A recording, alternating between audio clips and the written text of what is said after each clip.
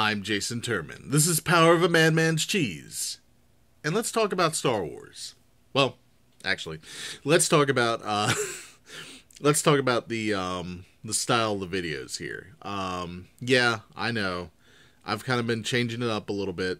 I've switched between a webcam, and right now for these past couple of videos I've done the sort of cell phone camera thing. Ooh.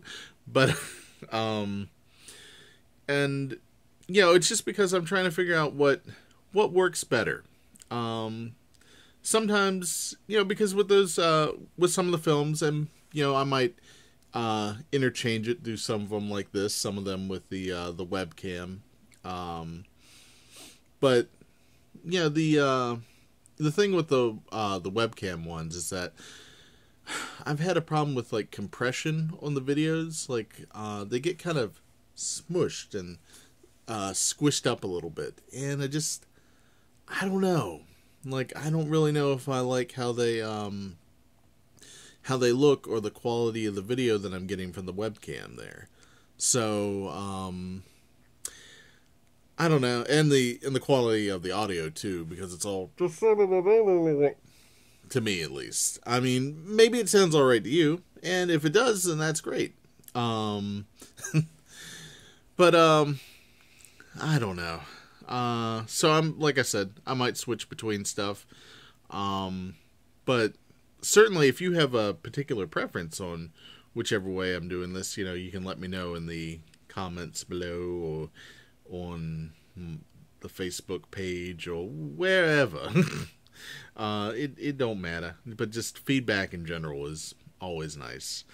So with that out of the way, Star Wars. Yeah, no, that was a really good movie. You should definitely check it out.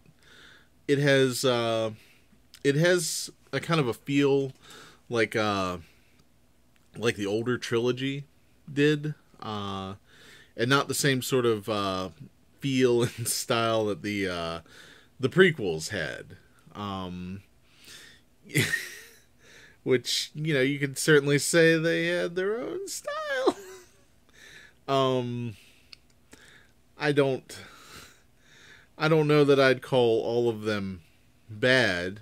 I mean, Phantom Menace is certainly it has its moments. But again, as I've said before, I rate all movies based on Master of Disguise, which is an incredibly shitty film. Which I don't need to go back into that again. I also sort of wanted to talk about, I saw this article that it had 40 plot holes in Star Wars The Force Awakens. And I made it through maybe number 4 of those. And how do I put this? Sometimes a plot hole isn't a plot hole. Sometimes a plot hole is just a manifestation of your inability to actually pay attention to the film. In other words, maybe you're calling it a plot hole, but it might not actually be a plot hole. This obviously it doesn't apply if it's like something that's in another form of media, like, I wouldn't know how this character reacted or this character did that unless I read the books or something. That's perfectly understandable. But when it's something like, how did they end up finding this thing? I'm keeping it vague because of spoilers. How did they end up finding this thing? It's like, I don't know. I mean, it's totally not like they said that they had a tracking device and were able to find that thing. Right?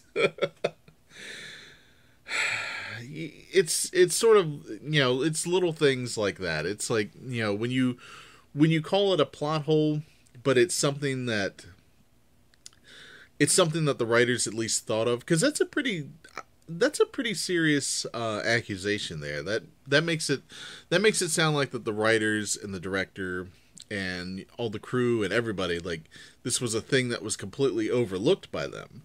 And even if it's something that's a small throwaway line that you might potentially miss, like the fact that they at least still made an attempt to address it, I don't really feel like at that point it could be considered a plot hole then, right? I mean, as long as there was at least some effort, no matter how small it was. I guess one other example, just to not talk about Star Wars just to not talk about Star Wars spoilers because of just how, it hasn't even been a week since it got released at this point. So, let's talk about the Avengers. You know how they, I'm sure that most of you have at least seen that, right? I guess if not, skip ahead on this video. Anyway, there's a scene where everybody is arguing and they have Loki's staff on the helicarrier, right? And everyone is just having this this just absurd, like, nonsensical kind of bickering back and forth. And the shots just concentrate on Loki's staff. Like, it zooms in on the staff and it goes around the staff. And it's like painfully obvious that they are just concentrating on this staff. The staff which is shown to, have the ability to, like, affect people's minds. And then you have people saying, why was everybody arguing in that scene? That was pretty dumb. Could it be the staff? I mean,